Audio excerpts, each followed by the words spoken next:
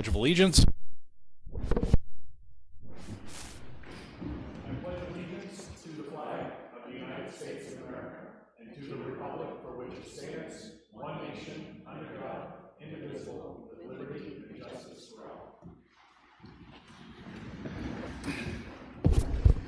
All right, well,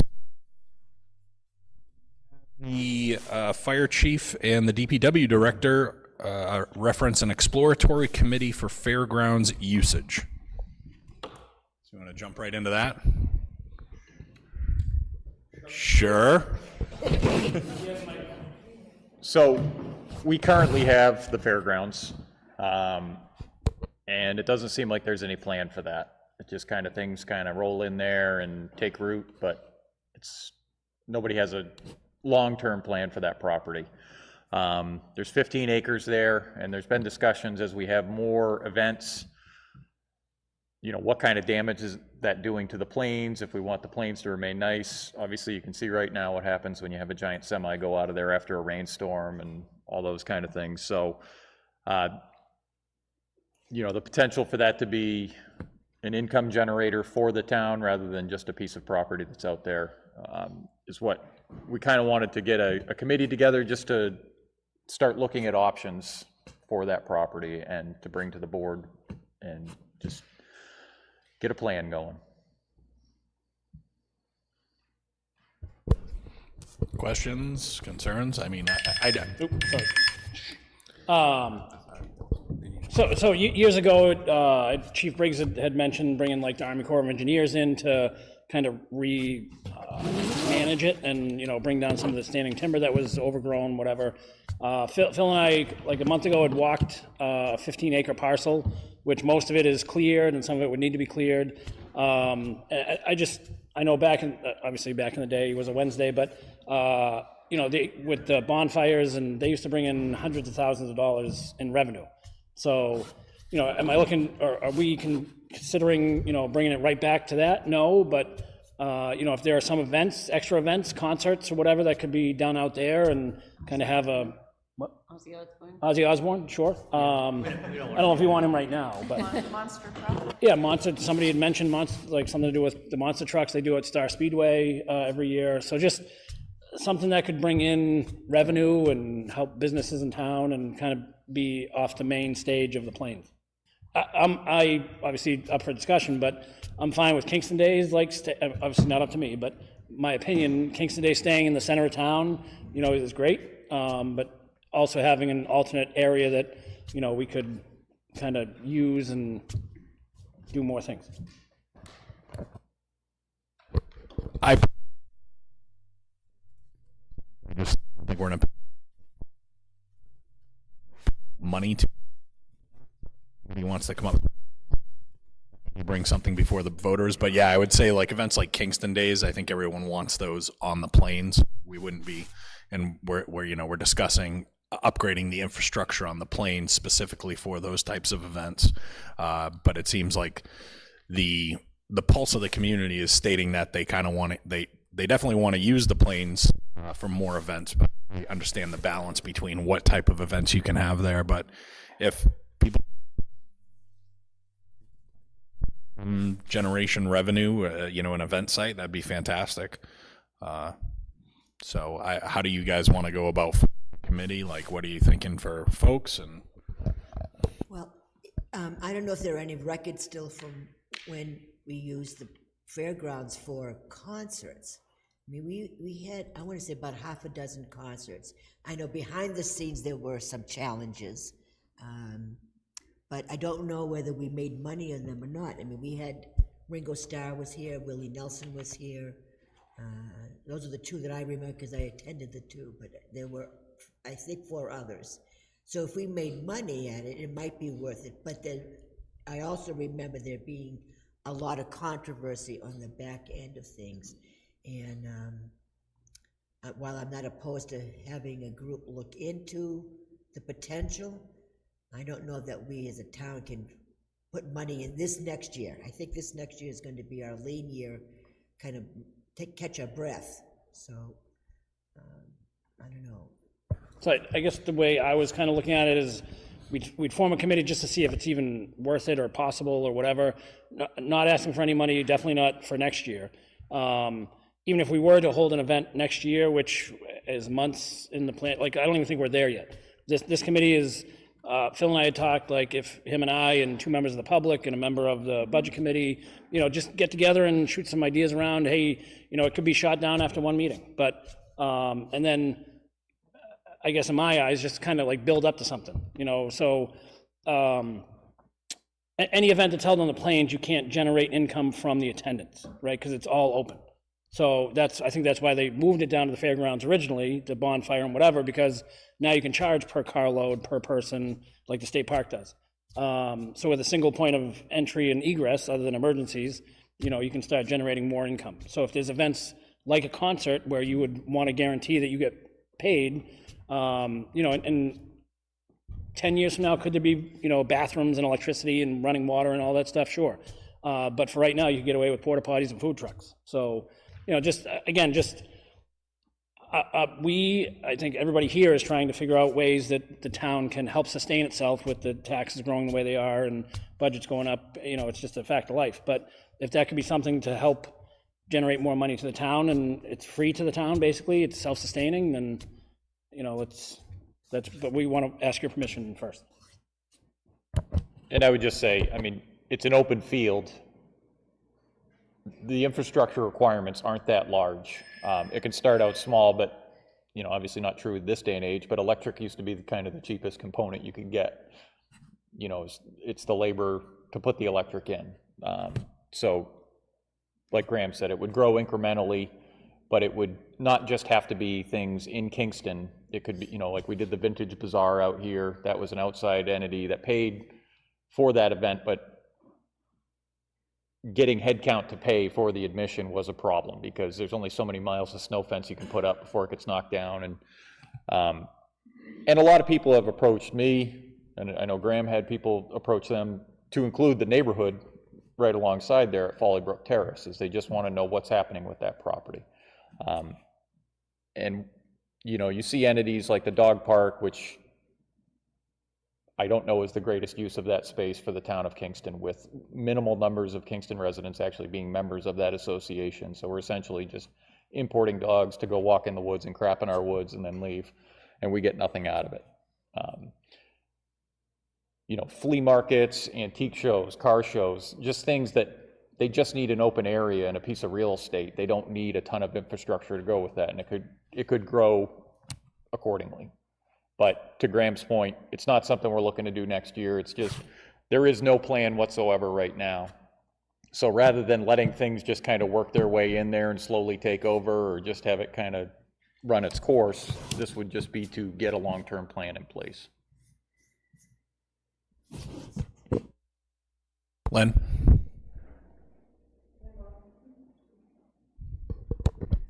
There were a number of issues, and there was a reason that the concerts and things stopped being there. But beyond that, I think we're piecemealing things too much.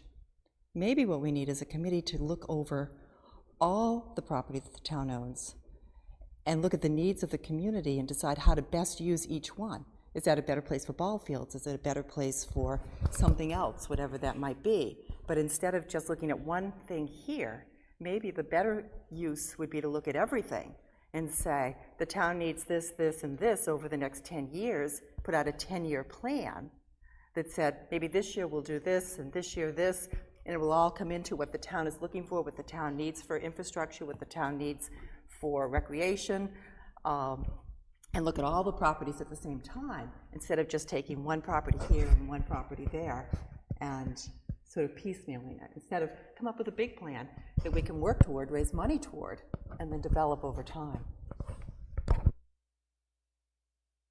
I would just say, Envision Kingston seems to encompass a lot of stuff about town planning, but I think the bigger restriction you have is a lot of the town properties are required through trusts that have restrictions. So whether you want to do stuff with it or not, it's limited in its capacity. So, I would say my suggestion would be, bring a proposal to us of just how you want the committee structured to the next meeting. If you want to set up that committee of how you want it structured, the type of personnel, and then the vote then the board can vote on just creating that, officially allowing you to create that committee to start those discussions. Do you have any guidance? Like, I know, like what you guys want to see. I mentioned obviously like Phil and I, 2 members of the public, 1 member from the select board, maybe Paul from rec, and maybe somebody from conservation. I don't know how you would want it to be structured. I don't have a.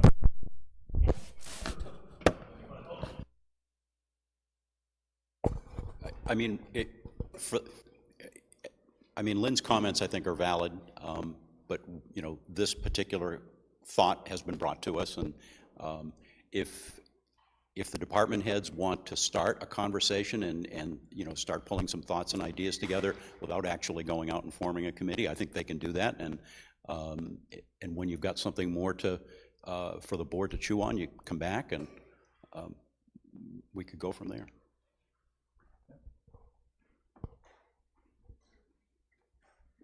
And maybe out of those conversations, you'll come up with some thoughts about, you know, what the committee might look like. And, you know, I mean, once you start talking about it amongst yourselves a little bit more, you probably will uncover some other thoughts and ideas.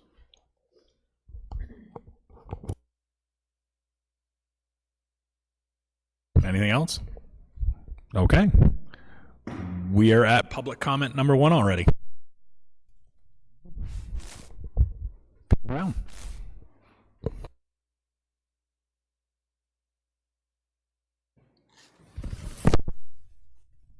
23 Sunshine Drive, Kingston. I'm not here about the gas station this morning. I'm here about Kingston Days. Well, it was well planned by the committee, and I thank them. I'm concerned about the change of dates from August to September. I am the vice chair of the Republicans for Kingston and Hampstead, and we had a tent for 3 days, and we've been doing this for years. The issue was the lack of attendance. It seemed to be down quite a bit from past Kingston Days when it was in August, and I noticed a lot of younger people were missing this year as well. It's our main outreach and fundraising opportunity for our group, and our fundraising was off about 50%. So I think some of the other groups that were there with tents, like the Sanborn Boosters, were probably also affected. A lot of the out-of-town people who normally come in the summer before Labor Day were also missing because they went back to school and work, and they normally come in before Labor Day. So I heard a lot who could not attend. Plus, the other issue is we're competing with a couple of big, massive events that weekend. In September, there's the Seafood Festival in Hampton. It's now in its 34th year. They've got 50 food vendors, 70 arts and crafts vendors, 2 air shows, bands, fireworks. They had several big-name sponsors. They have over almost 80,000 people attend, and that was the same weekend in September. They also have the lobster roll eating contest. So, I mean, there's a lot we're competing against. Plus, the Pease Airport had their show, the Thunderbirds, that weekend. So, although I'm opposed to the shift to September, I see that there was some, cost to doing that. I suggest that we have an online survey put out to the people who participated this year and ask them what they thought of the date change and if they liked it and what they suggest. So that would be my suggestion. Thank you so much. Thank you. Any more? All right.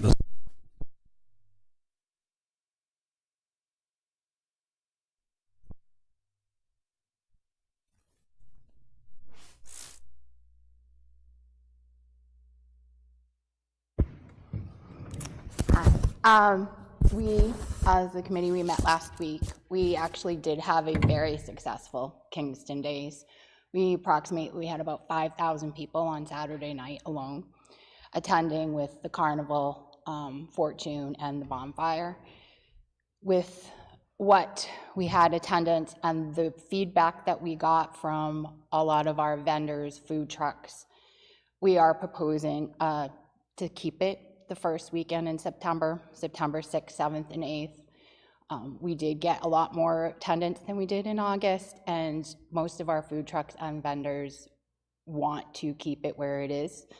Food trucks aren't allowed to go to the Hampton Seafood Fest, they have to have tables there. They can't bring up a food truck.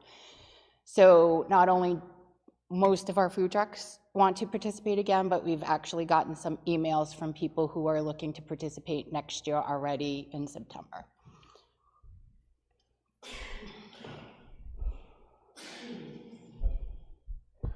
Okay, thank you.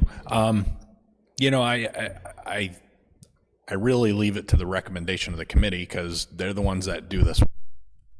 I'm not one of the volunteers that works year round to make this happen. I will say, family, this we ever attend because we're usually gone during the summer.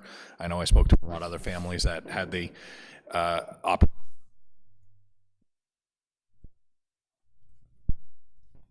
Of the change or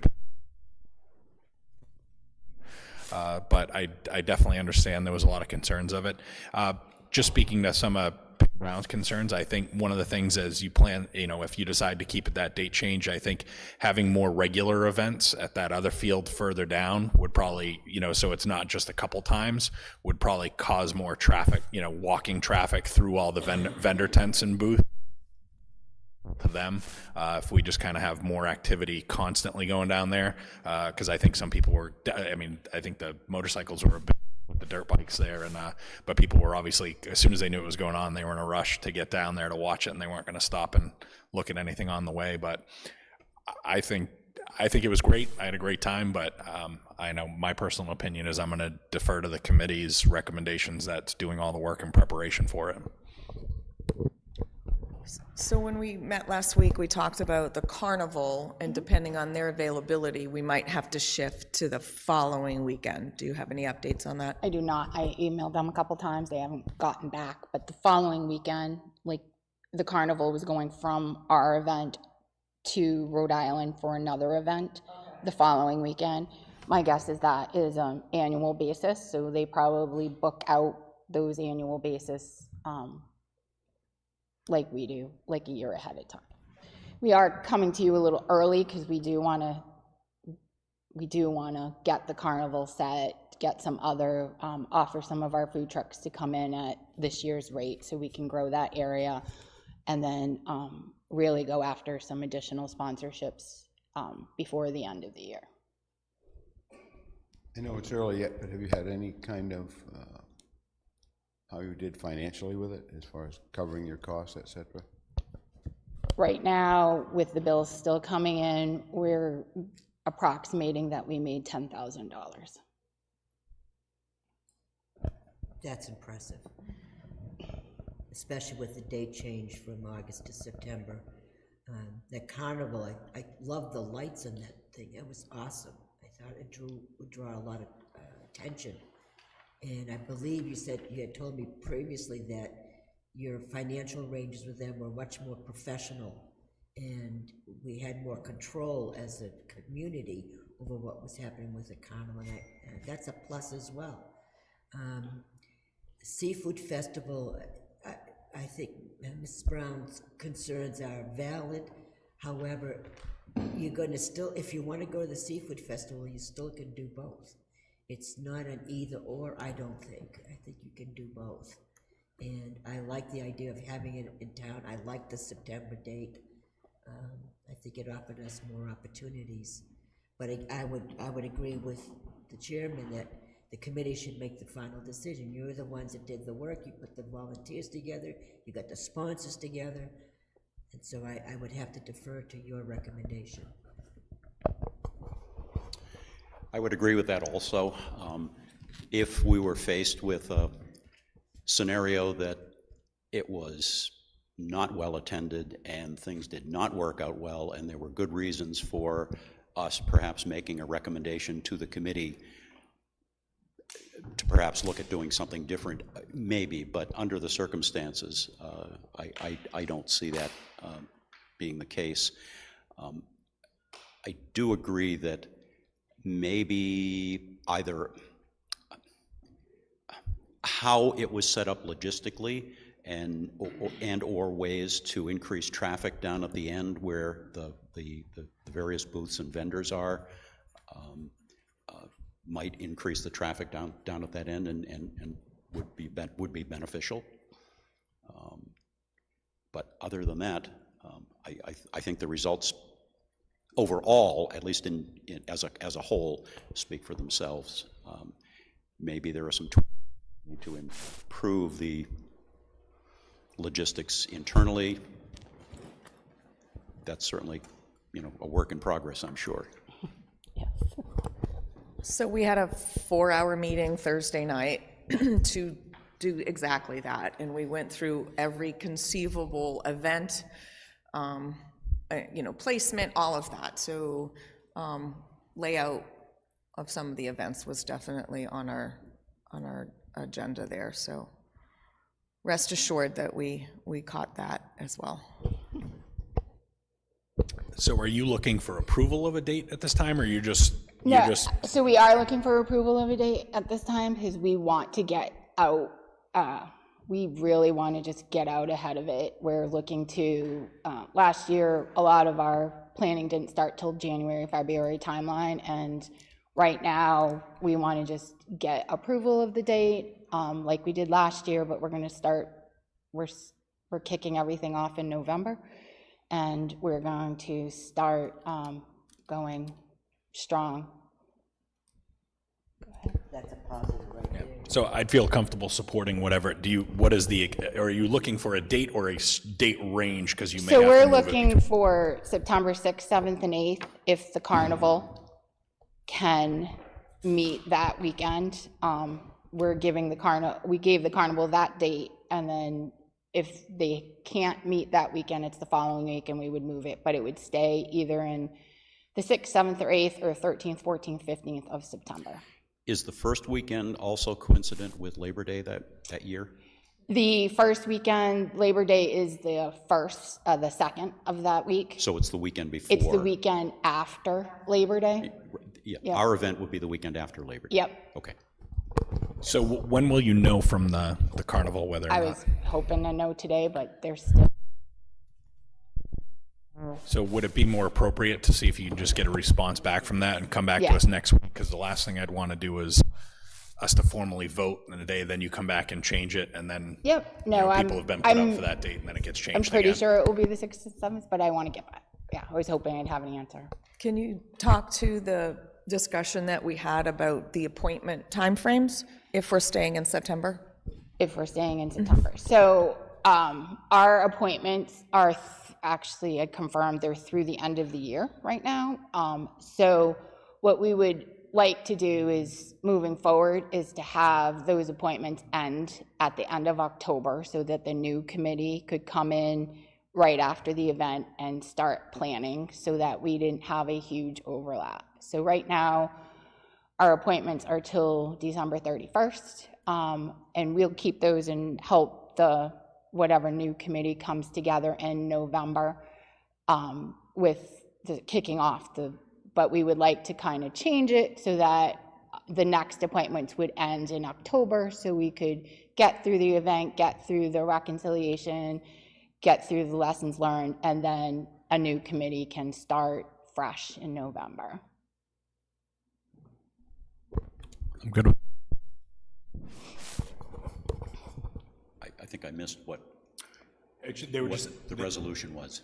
they were asking about the appointments. So the current appointments, continue next round of appointments that we do as the committee establishes to end in October, so that I can transfer over to the next committee. Yes, okay, So that decisions aren't made on the old committee and the new committee has to. right. Yeah. But I'm sorry, I think I lapsed when you were talking about you didn't know the exact weekend yet?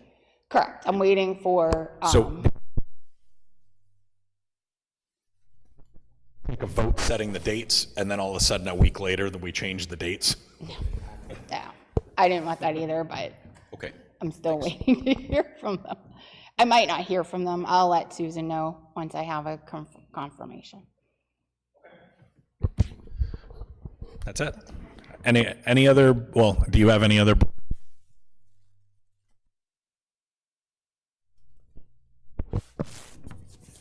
Where would you like me to start? I have budget committee.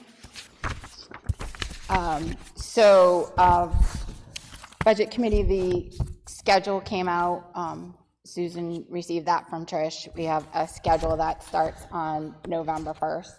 Trish also sent a letter kind of talking about the current mindset of the budget committee and that we would like to keep the budget as flat as possible.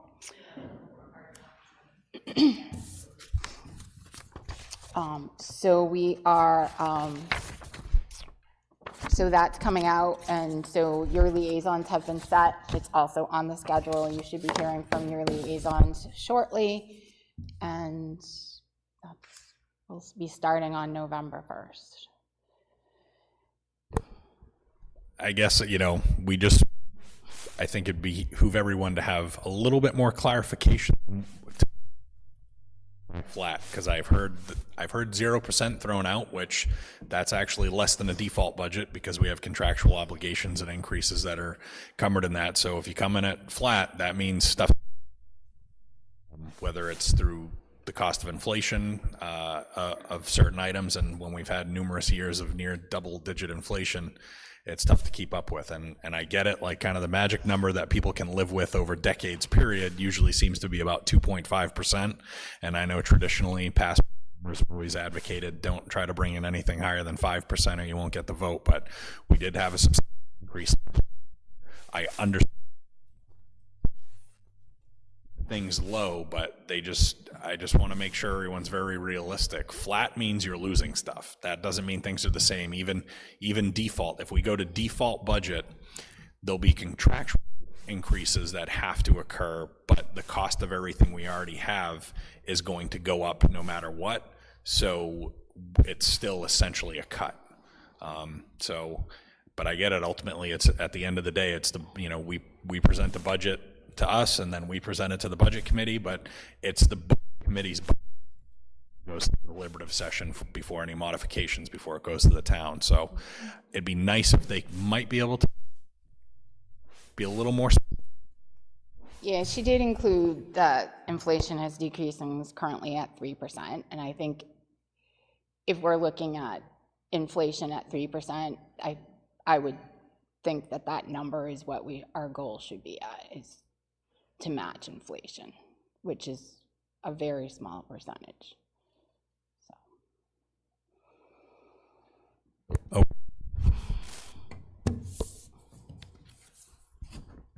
Any other trash? Yeah. I'm on the agenda. Now while she's there. Sure.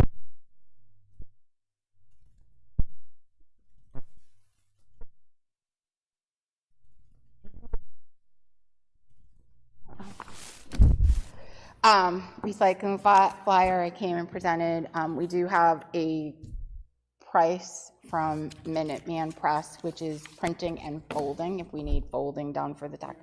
No tax, no. No, I have a machine. Yep. Yep. Okay, that was just for last time because we had multiple inserts. Okay. Only one page this year. One additional page. So we do have a price of $776.30 from Minuteman to do $776.30. I have a question. Why can't we just do it ourselves? Don't we have color printing capabilities and a set price on that already? Yes. And that is what? That is, do we know if it's single side or double side yet? No, they haven't. Okay. So it's 0.07653 cents per color sheet, and then $50 for a case of paper, which is 5,000 sheets. So then the only issue becomes having someone sit and babysit the photocopier while we're doing 3,300 and Tax bills. well, right, no, I know. So we could do that. We could arrange to have someone sit and make sure we're using the color printer. It is $200 cheaper if we do it internally. $200 cheaper. Yep, If they charge us for double. sides of the paper, which I'm I waiting. know we paid for these and put Yeah. I understand that, so, sorry about that. I understand we do pay for the color internally, but this is, I mean, you got the flyer ready now. This is not even October 1st. Even if you dedicated 2 hours a week to print X amount, it shouldn't, you know, I would be in favor of saving the $200 just on principle, if nothing else. Because you for something else anyway, so at least Mr. Coombs is, I know that. Just saying. Which is fine, we can arrange to have someone sit. Yeah, I think if Paula can confirm that there's a price savings, I think we'd just rather do that. Where fortunately, you're very far ahead of the game on this. I would volunteer to, usually Caitlin stays on Friday afternoon, so she could put it in there and, Yeah, do a couple reams every Friday. yeah, yeah. I figured, No, from my printer,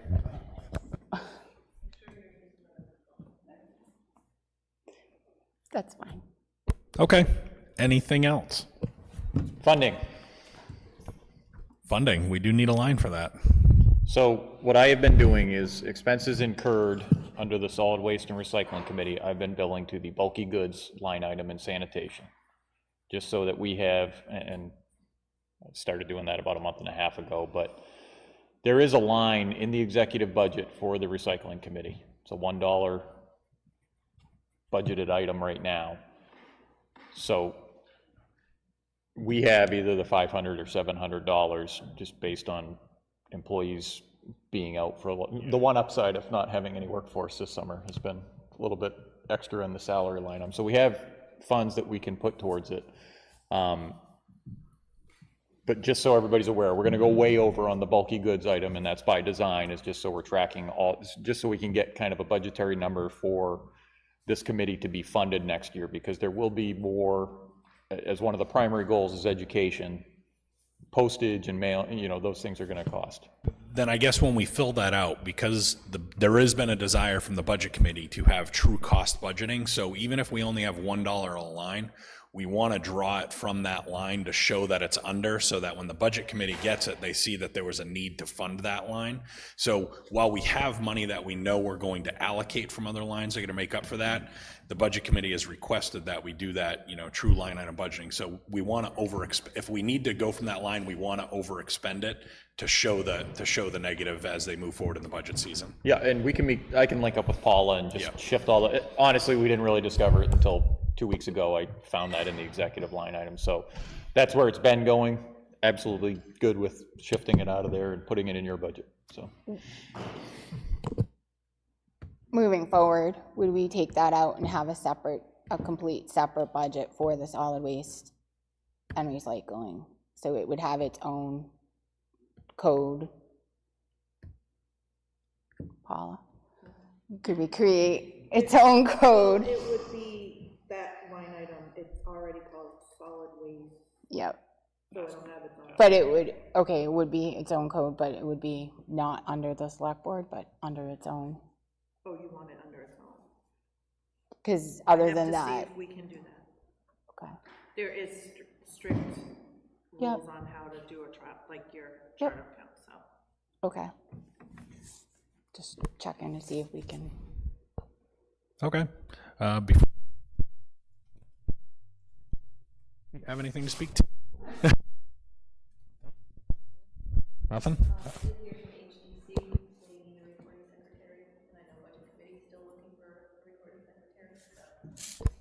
I think we would all like some more recording secretaries, but we.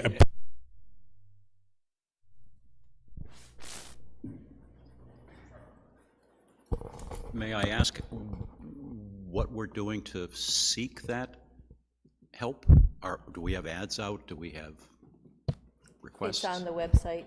I haven't tried to post it on NHMA because so far it was a very part-time, kind of temporary for budget.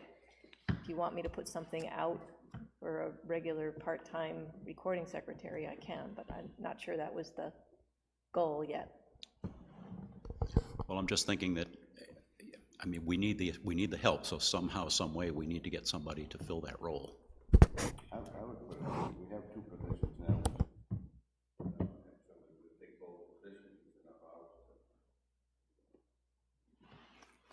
I would suggest that we put it out to as many places as we can. It's 2 positions now, it's going to be enough hours to justify, you know, money-wise, and historic district is year-round, the budget committees, you know, 2 or 3 months, so. Okay. And, you know, by November 1st, I mean, that's, you know, we got a month to find somebody. I would also contact the school. Maybe there's a student that would be willing to take the minutes for a fee. It's worth a shot. And you should go, I don't think the website is sufficient. I mean, in terms of reaching out, we have a lot of 55-plus communities. Maybe someone's looking for some part-time work and be interested in getting involved in another way. We definitely have to reach out in more venues. Okay.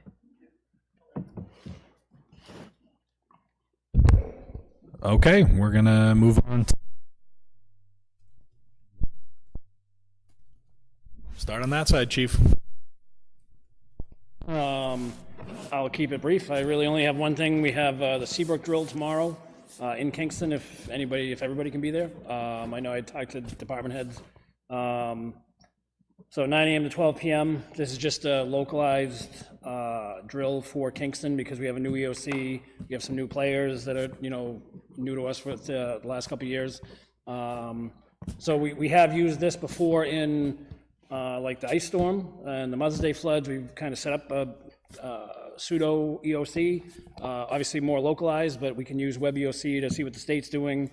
During the ice storm, we set up a shelter at the high school for town residents. So, you know, it is a worthwhile to participate in. So, and that's all I have. My only question is, can you maybe tell people a little ahead of time, besides Monday, that there's something going on Tuesday? I sent an email about 3 weeks ago. Really? You did. Yep. I don't recall seeing that either, but, but anyway, is it at the central station? Yes. Okay. So 9 a.m. Again, this is, with this practice drill, there'll be 4 drills total, 3 drills and 1 graded exercise that FEMA comes in and grades us. So you'll have plenty of time. I will resend the dates of those following drills. You'll have plenty of time to come and hang out and see what fun Seabrook Station is if they have a problem at the plant. Town clerk, tax collector, Tammy Bakey. Good morning. Couple things. First, I would like to thank Phil and his crew. They went over to Exeter. I got 70 voting booths donated from Exeter, so those are now ours, and hopefully we'll be able to use them or take parts of them, so I appreciate that, Phil. Also, I would like to thank Joel and Officer Wachtler. The town clerk discovered a resident who was trying to commit fraud, and they ran with it and got a complete confession from this resident, so just to thank them. The 2 voting machines were approved by the Ballot Law Commission. The select board, I assume, I don't know if you want to think about creating a capital reserve for future replacement, but I don't even have a cost yet, so we will at some point need to get new voting machines. On voting, Caitlin made a new page on the website for supervisors, the supervisor checklist, and put a lot of good information on here, just like next year, what all the elections are, when they are, and what they do. And just as a reminder, you all are expected to be there all day long. Here are the dates. We don't know the primary yet, but we do know the other 3 dates. Do you have copies of that lovely flyer for us? I can hand that to you. It's actually, and it is on our website. She has that on our website now. Okay. So, yeah. She's doing a great job on that website. But I did ask Lori about creating some kind of policy as to who can tell her what to put on the website so that she doesn't run into any issues with putting something on there that you people aren't happy with.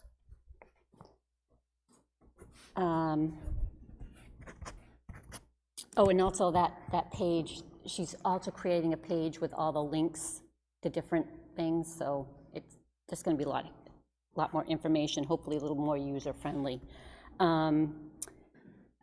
When you were talking about the recording secretary, I just had 11 applicants from Kingston that I would be glad to pass to Susan. Maybe one of those people might be interested in that position for a recording secretary. Yep. Also, Holly in my office has just started helping with the scanning process, so she's learning how to scan stuff onto the website. We have one dog left that has not had its vaccination and is not registered. Officer Harvey is going to start the process to take that resident to court.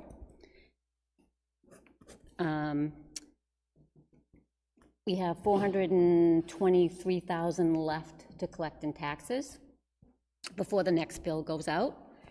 And the last thing is, Susan and I are looking at the campgrounds that we have in town. I'm not positive that they're being taxed correctly. They're taxed for the campground, but not for the campers that are there. Yeah, I don't think we've done that in years, if ever, to If ever. tax. So we need to look at that. It would be unregistered campers. If they're registered, they wouldn't need to pay, so it would be a list from the campground owners every year. So it's just something that we might need to think about before we hire a new assessor, that make sure that they know how to do that. So, and that's it. So Tammy, on the voting machines, the state's going to choose which ones they want, The state, the ballot law commission approved 2 of them. but the state's not going to pay for them, for the towns. Not as, I have not heard of So any, they're going to mandate them and we're going to pay for them. pretty much. And how soon down the road do you, if in fact it goes through and they say, okay, what year or election time would you be thinking of starting these? Or have to? So they're thinking after March, in March it's, but I know there are towns that have already ordered their machines. I kind of would like to wait and see how they go, because there's nothing wrong with the old ones. We can still use them. So I would suggest waiting to see how that first election goes. I don't want to be the first one to So there's try. no particular mandate yet at this point. The machines are going to be available after a particular date. Correct. They probably want to see them all for next year's elections, but doesn't necessarily mean that we have to do that for next year's election. Correct. Especially money-wise, if they're overly expensive, we, like you say, we may Yeah, have to. they said somewhere between $5,000 and $6,000 for a machine. A piece, yeah. Okay. And that's not too bad, because when we bought the original ones, they were about $3,000 for the machine, and we did not buy both of them at the same time. Yep. We bought one, and we did that through a warrant article from Betty and I, and then several years later, we got a second one because of the volume, increase in volume of the work. So if we don't need to do it right away, I don't know that this is the type of money we'd want to put in a capital reserve, but we may want to buy, at least have one in the budget for next year to purchase one, and then even if we have one of the old and one of the new, and then be able to transition in a couple of years and buy a second one, because we definitely need 2. I mean, We definitely need 2, because the new machine, it does take a little bit longer, because it's scanning the ballot, it's not just reading those little dots. It's something that when we get a CIP request from our town planner, the select board might want to, it is capital equipment, and it's over the amount and so forth, so it'd be a good place for it. And, Okay. And on that, we could also, in the CIP, identify where the expense would come from, whether it would be from budget or warrant article or whatever. Like you had something that you got reminded of something. And I was just gonna add that I read in the Concord Monitor last week, they were saying there were approximately 7,000 apiece.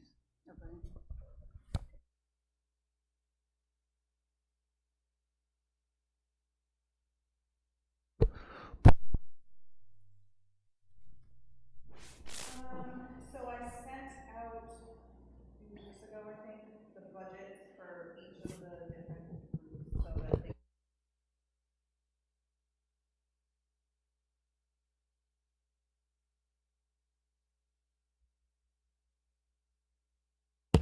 so that I can look at it, and go over it with them, and then present it to you guys, so then we can have it ready for November 1st for the first budget, meeting. I've been working with Lori on creating an invoice/payable process.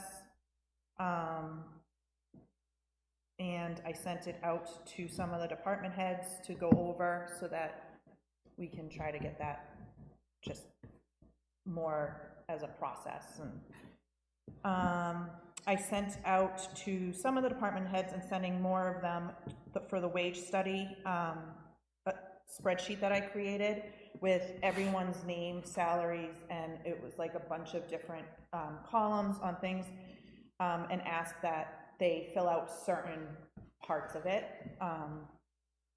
and I've gotten a few back. And this morning I sent out all the job descriptions that I have. There could be more that I just, for some reason, don't have in my system, but I sent them to the, I'm gonna send yours, I haven't sent yours yet, but I sent them so that they can get them updated for me for the wage study as well. Next week, I'm gonna be presenting, one of our health insurance choices is going away. So I got it from Health Trust, and I have to just still go over the two choices that we have to replace the one that they're no longer offering, and then I'll present that to you guys.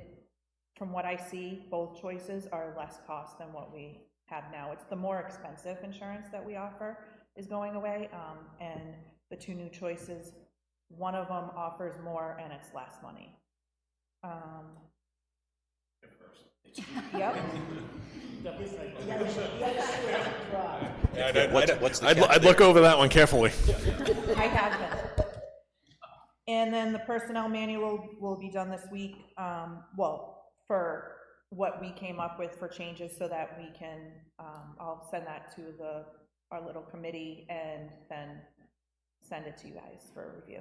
Then we can send it to the lawyers. That's it. Okay, recreation, Paul. Good morning. So I listed some events that I passed out that are coming up, the Halloween bash at the Draft House. Still looking for people to come there and win a best costume prize. It's been fun in the past working with the Draft House, so hoping for some people to do that. Senior lunch at the Carriage Town is going on, but that's full. Encore Casino, working together with Brentwood Rec to do that, and we're not full on that. We need a lot of people for that. The Lake Winnipesaukee boat trip for seniors is full, and Trunk or Treat is October 23rd at the Rec, and we're still looking for more trunks. We have the police and fire department that are saying that their trunk is going to be the best. I think that perhaps other departments would like to join in and see if they want to be the best. It is a lot of fun. We had almost 400 people there last year, and lots of kids, lots of excitement. It went very well. So if people are interested in a trunk, please let me know. Question about, I want to put up a sign at the new playground, which is, or the refurbished and new playground at Stepping Stones over at Como Field. But I'd like to acknowledge the fact that we got money from partners and from the taxpayers. So I was thinking of a sign that says something like Stepping Stones Playground as paid for or courtesy of Kingston taxpayers and Partners Bank, because those are the two. Is that okay to do? Okay. Trunks, Camp Dock, the camp, so I'm looking at the rates for the new, for next summer, believe it or not, because if I do it early, like in November, they process that a lot quicker and I can start a lot quicker. So my thought would be to raise the weekly rate $10 a week for both residents and non-residents, and basically that covers the raise the dollar raise that I give to every counselor, and a lot of them were saying they're coming back, which is awesome, because that's the most important part of camp, is the counselors. So is that okay with everybody? I think I would leave the daily rates the same, not to mess with that, and I don't think changing the price, but how do we, is the daily rate factored in? Is that kind of I mean, is that something that we have to make sure we get approved to the budget and the vote process, the raises for that? Because I don't think, it's obviously the camp isn't set up as a revolving account. Is it? Am I mistaken? All the salaries for camp counselors come out of the revolving account. Okay, so it is a revolving account, so we have a lot more flexibility with that. Okay, then I'm good with it. You want a motion? Yeah, I'd take a motion. I move that we approve a $10 per week increase in the rates for camp for both residents and non-residents. Second. Any, all those in favor? And I want to thank Tammy and Caitlin for helping track down people that still owe money, because we still have 5 or 6, I think, that still owe money. So if they're still owing, I think we said this week, if we don't hear from them, we're going to send a letter out with town letterhead to say. We were hoping Joel would help us craft Right, that letter. right. And I think it has to say things like, you know, you're in debt. I mean, you got a service and you didn't pay for it. It would affect being able to come there next year. It would, I wouldn't say it's a crime, but it is, the services were given and not paid for. So, and we have a range of people from, I think, $200 to $700 that they owe after emails, phone calls. How can they come to camp if they haven't paid? That's a good Do question. I dare ask that question? Well, it's not always that they haven't paid at all, it's that they haven't paid for everything. So there are people that are, some people are strapped budget-wise and pay so much per week, so they don't necessarily pay for their whole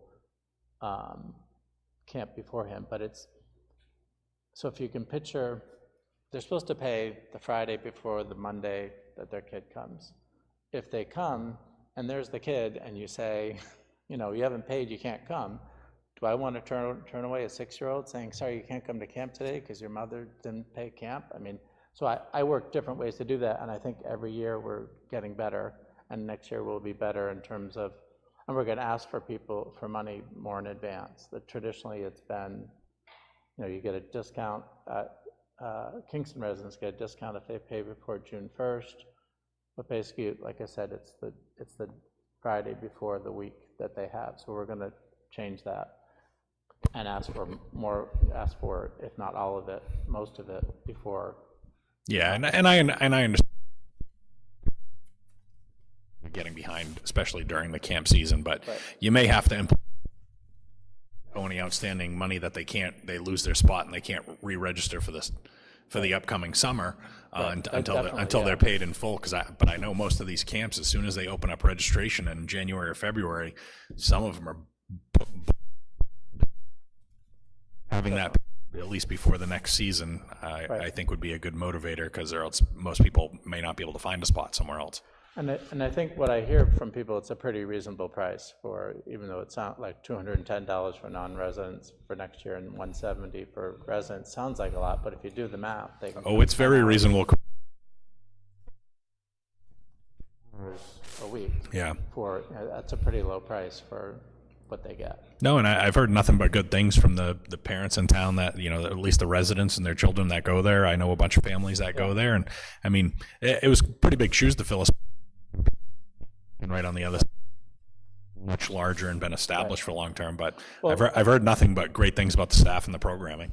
Well, thank you. But I in some senses, we don't compete with Camp Lincoln, because it's a totally different program, and kids will either like our program, which is much more laid back and lots of choices, and some kids will like Camp Lincoln that's more structured, and you know, so in some ways we compete, in some ways we don't. But yeah, we're right here in the same town, so that's. But I think, you know, thanks to Tammy and Caitlin. Caitlin was there every Monday and Thursday morning to ask people if they wanted to pay, which I think helped. I don't, you know, like I said, I'm not really sure that's the spot to ask people for money and say you're behind, maybe once the kid goes in or something, but I think if we could take care of the money business before camp, that's kind of the goal for next year, so. You probably should have a deadline at least 2 weeks before, because you Right. always have a waiting list, and so that's lost revenue to Right. the program. Yep, no, For definitely. sure. Yep, yep. And then my last thing is I had a question about details, police and fire details. Joel has been, we had a great discussion about it, and reasonable, and certainly somebody has to pay for details, so say for the upcoming trunk or treat. In the past, that's just been absorbed, I guess, by the police and fire department. But I think to be more transparent, we should probably put that, I think we should put that in the budget. This year gets a little, because that's not in the budget this year. I mean, I think we're fine for this year, we can take care of it, but I think just moving forward, I think it would be a good process to put that detail in the budget of the departments. I'll just speak for myself that use it. So we probably, I did roughly $1,000 for each department, probably about in details that, and I could check again with them before I do the budget on it. But you know, we have the Halloween, Easter, Christmas. We've done some stuff on the planes that we had details for. So, but I don't know what people think about that. My that if your department is hosting events, you should advocate for that, because then people can have a better understanding of the cost of everything that you're doing for that, and whether it's money in, money out. But I do think it's important that they understand that. So I think if departments are hosting individual events, they should advocate for that, but be cautious with that. Flatline budget may not make the cut. Well, and I think it's not something we charge for. Like, I don't think it's right personally that to ask people for money at an Easter egg hunt or a Halloween party. It just doesn't seem, we've asked for donations and and we might get $50, but unless we do that, and I don't think we should. I don't think we should ask for money for admission. Plus, I did think it would be ridiculous, like you mentioned about the storm fence. They're trying to put that. I mean, that would be ridiculous to try to do that. But okay.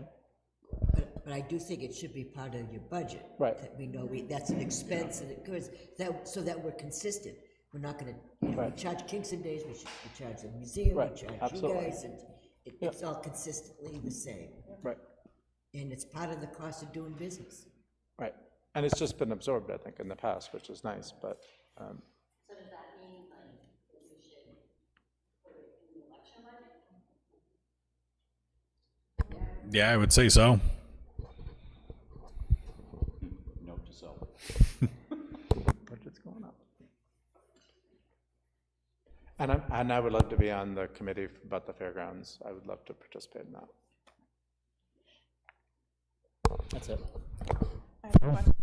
How much is the trunk or treat How much is it? for the trunk?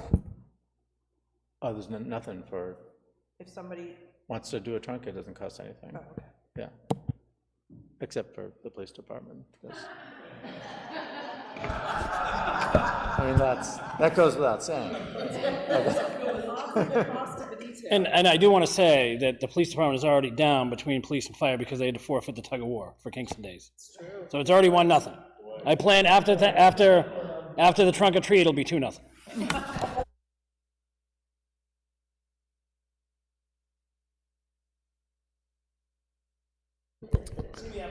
Okay.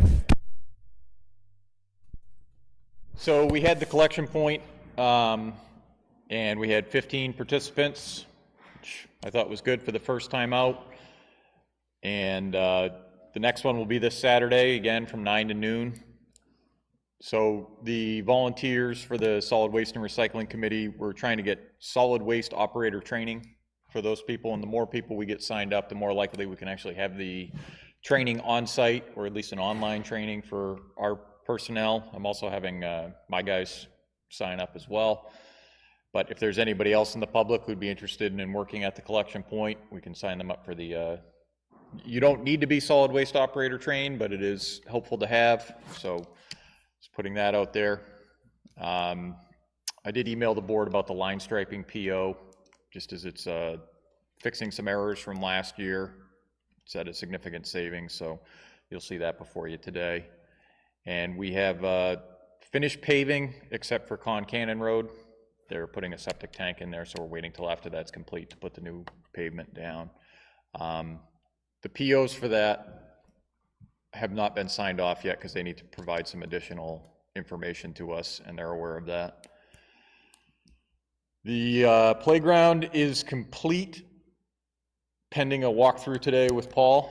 So the Stepping Stones playground, all that stuff has been installed, upgraded, cleaned, and a couple small things we're going to be doing most likely next year, but came out pretty well.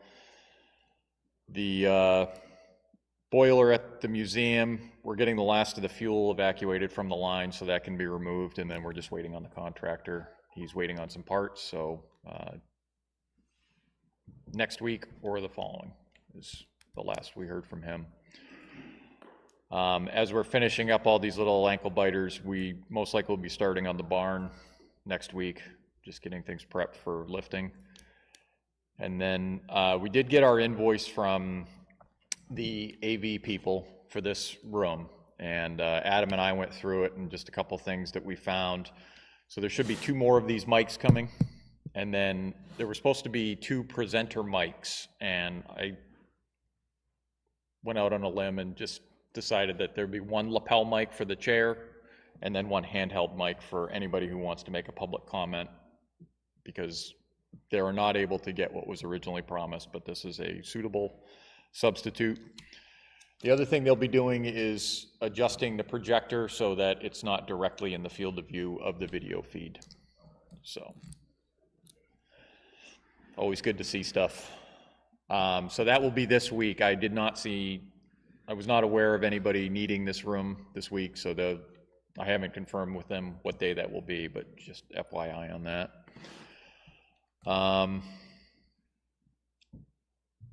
And other than that, we're just trying to get caught up on mowing and things like that we typically do during the summer that we're way behind on. Can I give your contact information to a young man who still needs community service hours? If you have any areas that may need to be weeded by hand? Absolutely. Yeah, just have him call the office. Do a liability waiver? What's that? A liability waiver? Yeah, if anything happens to you, you're fired. No, we don't. Why do we need that? Okay. For the little helpers. Phil? Yep. The tree? Well, no, it's on the agenda, Yeah. but we'll get to that. But my question is on the 2 mics, the lapel mic and the hand mic, are those also wireless like these are? Correct. Okay. So initially it was supposed to be 2 lapel mics, but I kind of thought that was limited in use. The chair should obviously have control of the meeting, but it would save any applicant from having to move from the table for someone to use the mic. So. That it? All right. Police Department, Chief Johnson. All right, I don't have really anything. I do have a candidate, a full-time certified candidate that has applied. I'm hoping to get that background done within the next 3 weeks, get him started. It'll be savings. Budget committee will be very happy about that. And it was Officer Whitford that did your investigation, not Wilder. So yeah, she's doing really well, and I can see her as my future detective at the rate she's going. I mean, she's clever. There was a theft of a portable radio at the school that was stolen last week. She worked on it. She got it back. So got the suspect, everything. She's doing well. And that's it. Things are good. Susan. I want to thank Tammy for lending me Holly to help with the scanning project in some of her spare time. That is a huge backlog that we're working on, and I think we're finally getting there. We got all the 4 scanners that we've ordered so far set up, The goal will be to catch up by the end of the year, I hope, and get everybody trained going forward. Anything that has to be a permanent record should be scanned into the system. We're not keeping paper anymore, so that's that. We're also going to be on the Avatar kiosk. Anyone can go on avatar.com, and our town will be there now. It's only the general tab, though. It's not a lot of information. A person would have to subscribe themselves. It doesn't cost the town anything. All of our information is now on the Access GIS system, which is on our website page, and we are working on updating our website page to get rid of the old stuff and make the new things more clear. We might be asking Caitlin for some help on that. I think that's it. Oh, and we are transitioning away from Zoom meetings, correct? Yes. To use Teams, because Zoom is costing quite a bit of money. Like 130, I think, a month. Right, which we already have Teams included in our Microsoft 365, so that's it. Can I add one thing I forgot? Sure. I went to the municipal budget seminar, was it 2 weeks ago? And it was filmed live there that day. There were two, but that day was filmed live. So once I received the YouTube video that they sent out, I forwarded it to everybody so that they could watch it, because there is a lot of good information that any of us could take from it. And I also included all of the files that they sent. So. By everybody, I'm assuming you sent it to the budget committee. I sent Because it most to of us, Stacy, and she sent it to the budget committee.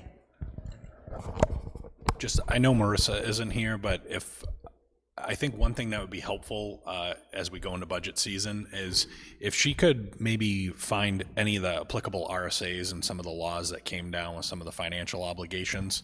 I think there may be some misunderstanding from some folks, some of the legal requirements we do have to offer assistance, because some people I've heard rumors that people are like, well, we want to cut that, but there are some very strict legal requirements for some services we have to provide, so I think it'd be beneficial to have those laws. Stacy, did you want to comment on that?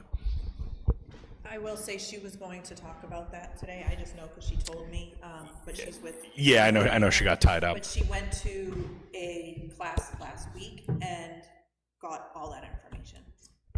So I went to a different seminar than Paula did, which actually was probably good because we spent a good amount of time talking about welfare and the regulations. So in my notes, I have those RSAs, and they actually told us to contact one of the representatives from NHMA if we had additional questions about the requirements.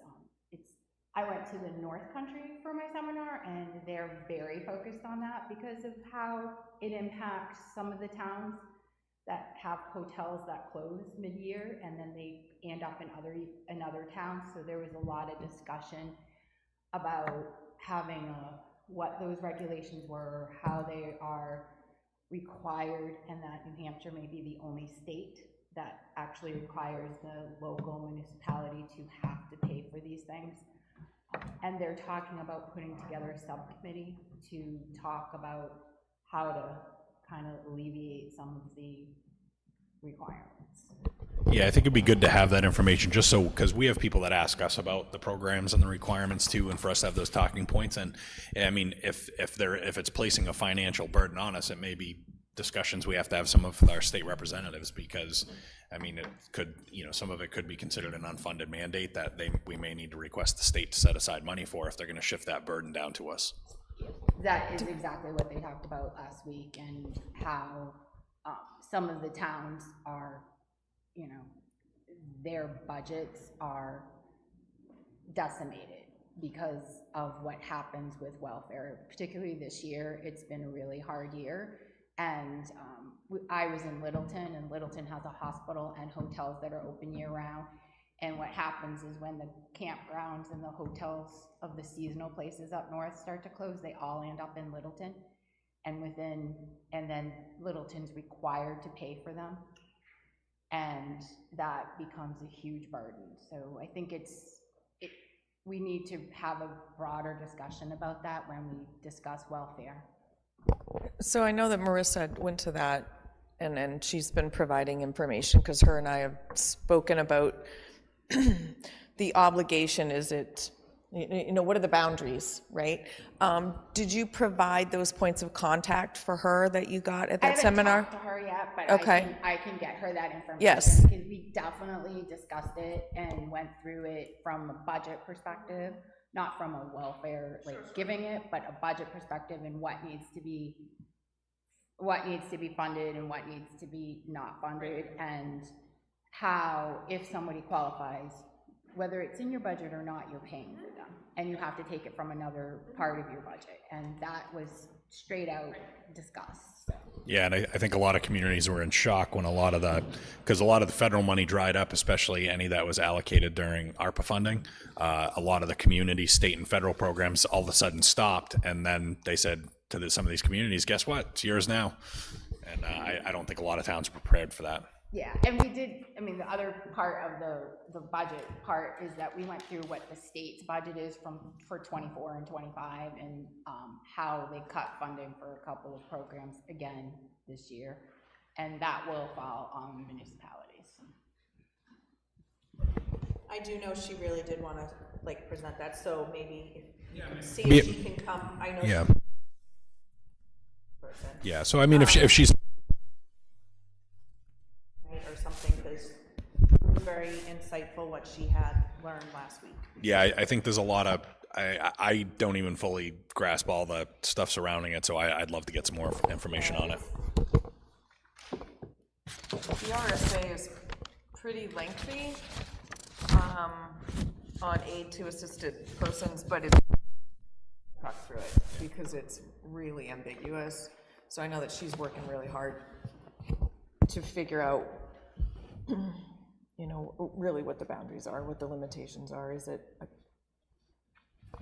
just an open till, or right? So. I just wanted to step back to your comment, Paula, about the sharing of the resources for the finance and budgeting. There was a huge amount of information, and Ellie and I were on it by Zoom, and I know you and Lori were there in person. So in addition to the folks you've shared it with, I'm wondering if it would also be worthwhile sharing it with all the chairs of committees and boards, just so that, it would be good for educational purposes for the folks who head our committees and boards to understand what the process is, even if they're not directly involved in the process. Yeah, I watched it the other day after you had sent it out, and I think every department could benefit from the material in there. I'll send it to the other committees. I didn't send it to all the committees. I just sent it to the department heads, and Stacy was in my office when I got the email, so I sent it to her so she can forward it off, because we went to the same meeting, but hers was up north and it wasn't recorded, so it was a little different, but. Okay, we're on to old business.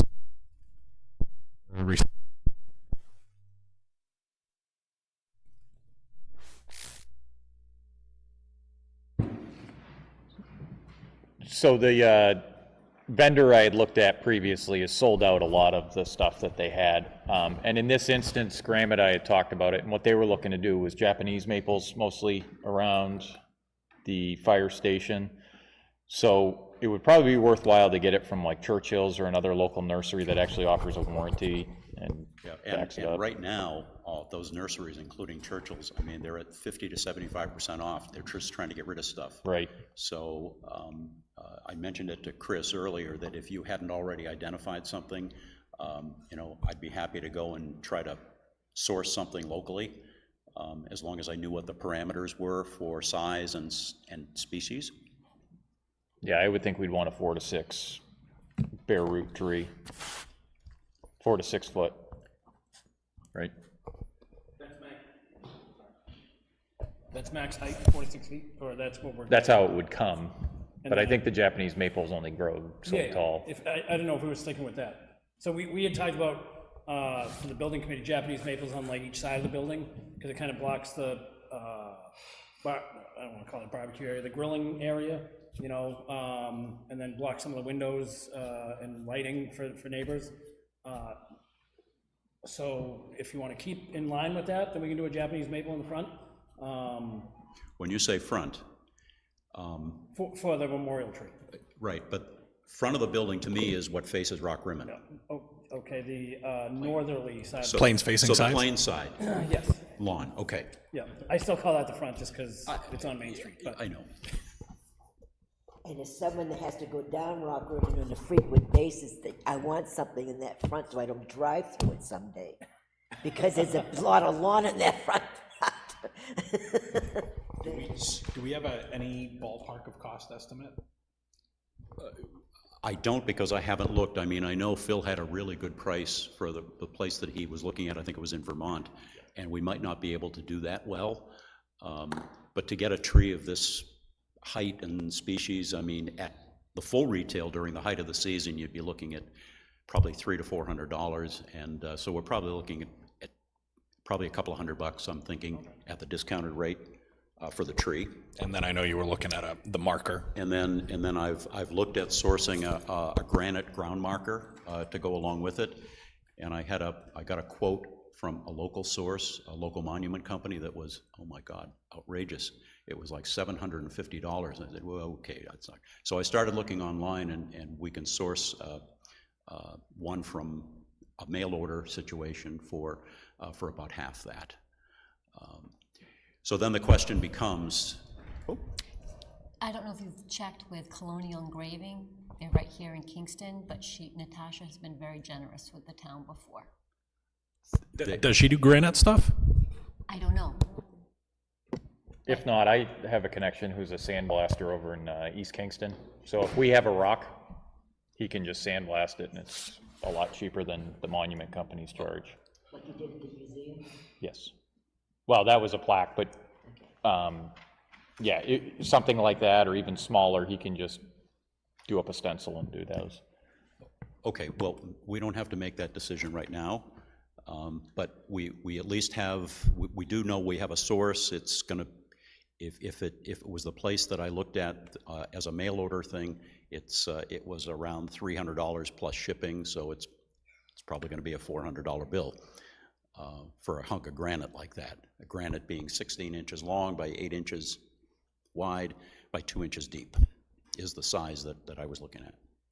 So, but if we can do something locally, and if we can, maybe a locally sourced stone or something that would, I mean, that's Phil fine has too. plenty of those in his yard.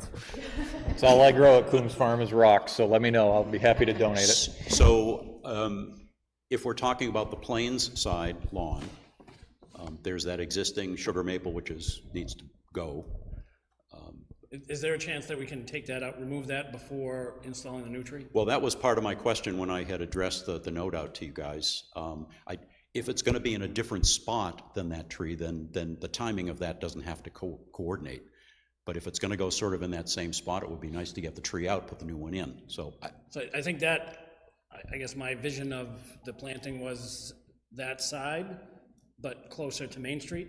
Because the reason why that tree died is because they put an underground water retention system in for water runoff, and they had to dig into the roots. So we were hoping to save that tree, but obviously they had different plans. So, but I think not too close to the road, so probably, I don't know, 10, 15 feet up from that tree, but in the same area, is what I was thinking. So if that's the case, then the old tree doesn't necessarily have to come down before the new one goes in. The only thing is that we need to get the new tree in now if we're going to do it this year, because this is planting season. If we wait too much longer, we'll lose that window. Sure. For survivability. So,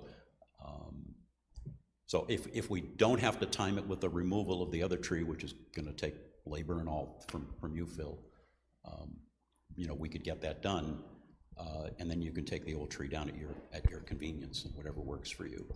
Yeah, so let's focus on getting the new tree in and getting that done. I mean, you said it could be a couple $100. I know money's tight everywhere. I'll commit $100 myself to the purchase of the tree.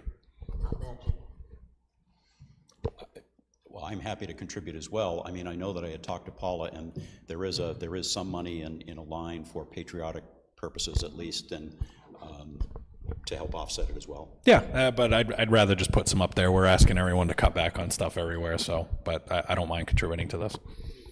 So get us a price. All right, so Phil and Graham, are you thinking something more like a Japanese maple, which would be a smaller tree as opposed to growing into a large shade tree? Something more ornamental then? I mean, it all looks good for my building, but Graham had a plan, Why don't I see what's available, because there might not be too many choices at this point. So, and I'll reach out to you too with what I find. Yeah, whenever you get it, I can task the backhoe and then, you know, some labor to get that put in right away once it is sourced. Okay. All right, great. Do you want to talk about the wording, or do you want to wait on that? We're not in such a rush with that, because I think, you know, if we do it, if we get the tree planted, then we can work on getting the marker done, and then we can do a dedication maybe in the spring. Sure, okay. So just for the board's benefit, I did pass out I took a stab at some suggested wording, figuring that it's easier to start with something and mark it up and make edits rather than starting with a blank page. So feel free to make your suggestions, mark it up. The picture of the stone is the one that that was on the website for ordering it, and the wording below is what I was suggesting might be on that stone. So, okay, I'm done. Okay. There's old business. Under new business, we had at a previous meeting, there was discussion about a road name change. So it looks like, you know, we agreed that we'd be willing to push it forward to I did get a lot of feedback from members in the veteran community that would just stay with veterans that have passed during service. So I think it will be, I think but if anyone doesn't, everyone's still good with us pushing it forward to a public hearing and let the community have. Do we have a date yet for that? It would be October. So it says right there. I think now's probably the appropriate time to announce the item under other business. If anyone, any opposition to that? Okay. So the other thing we want to put out is at the October 2nd meeting we'll be conducting a recognition of longtime employee Holly. Will be dedicated service to the town and years of service.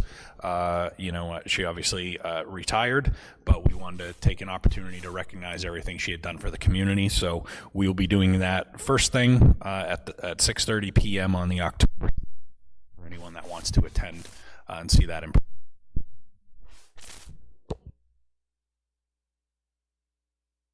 Any other new business before we jump to public comment number 2?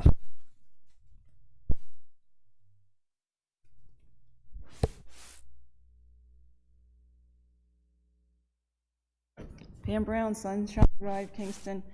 Just a comment on the tallying machines. I did attend the Concord Commission's hearing on the new machines, and Selectman Hart asked if they were mandated. Actually, they are not mandated. The commissioner said these were options for towns if they would like to choose the machines, so they're not required.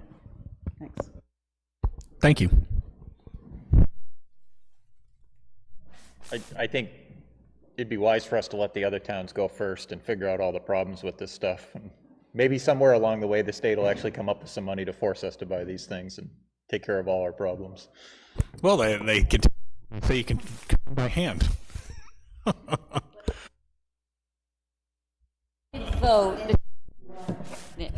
The town did vote to use the tabulators, so we will be using the tabulators as long as I am in office. No, I appreciate.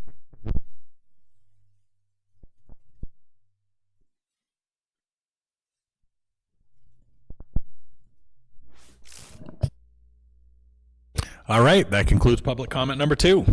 And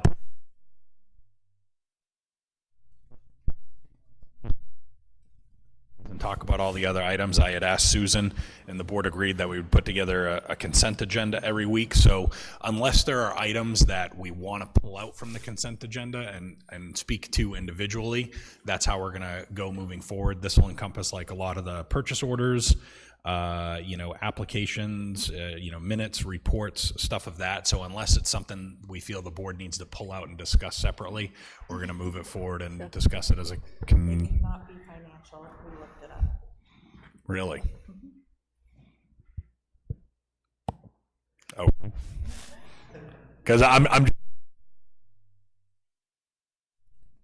doing it for years. We looked it up the other day, and it literally said no financial, I forget how it was worded. If it's a financial decision, but I'm wondering if it's a PO that they also have in front of them to sign, because they don't always discuss them. We wanted to look into. Yeah.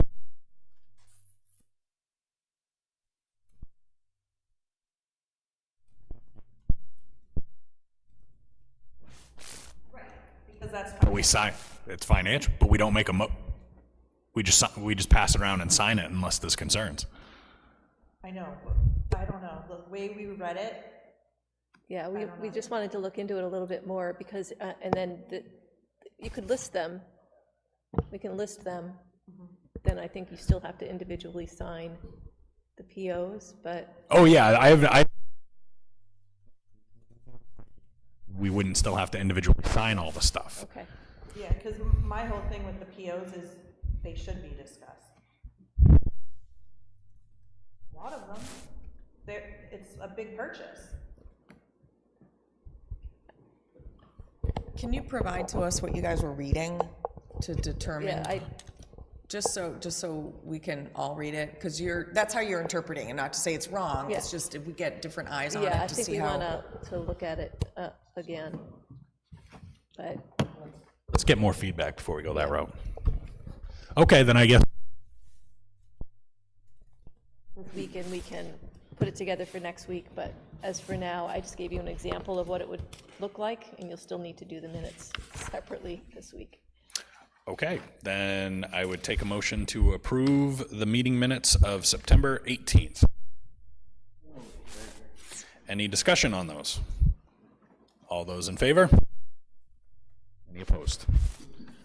All right, the next item would be, we have an application for a raffle permit. The Friends of the Kingston Community Library is applying for a permit to hold 2 raffles for fundraising purposes for the Kingston Community Library. They indicate they're a 501c3 organization whose mission is to raise funds to help cover the library's expenses beyond their basic budget.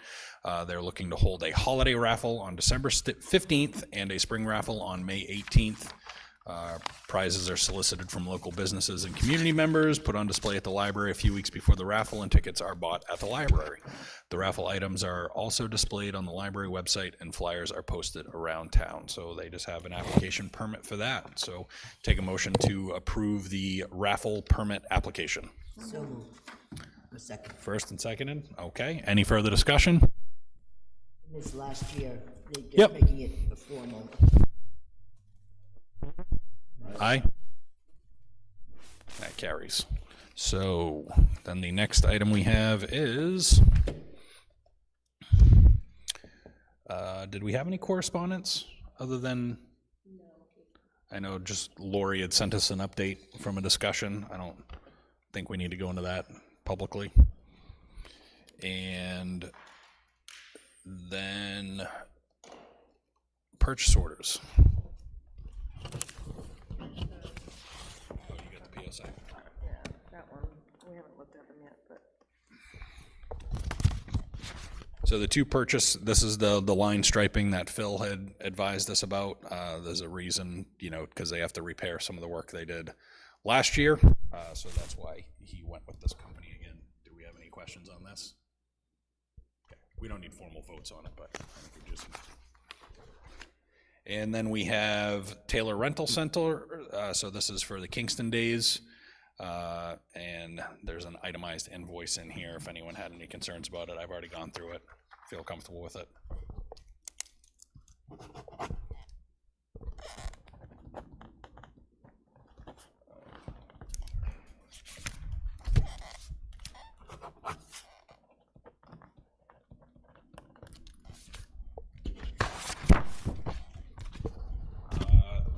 I think there are items that we wanted to, I think we just get, one of them we didn't know anything about it. Do you know anything about the general, it looks like general assistance for electric? Okay. So I don't, yeah, I mean, this is that we have an obligation to provide anyway, but I just would like to get some just other information on it. I know we had the other one that came up in an emergency that had to be dealt with.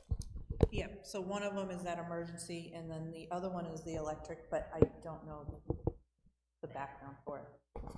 The two don't appear to be related. No. They're different. Yeah.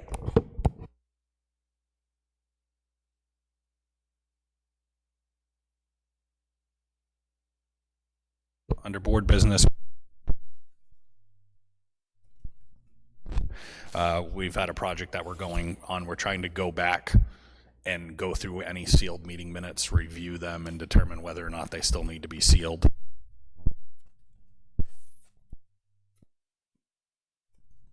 Okay. So if everyone's okay with us pushing that off another week? Yeah. Unless, do we want to? Well, I did some this morning. Okay. So Yeah. we'll just have to keep plugging away. Yeah. I Yeah. mean, I have time, I have extra time. All right. You can dig into my envelopes if you have some free time. Okay.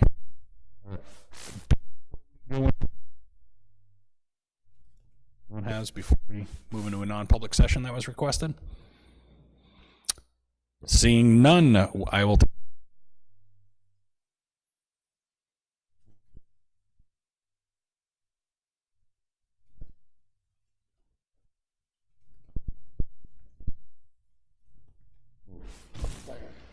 Roll call vote. Ellie?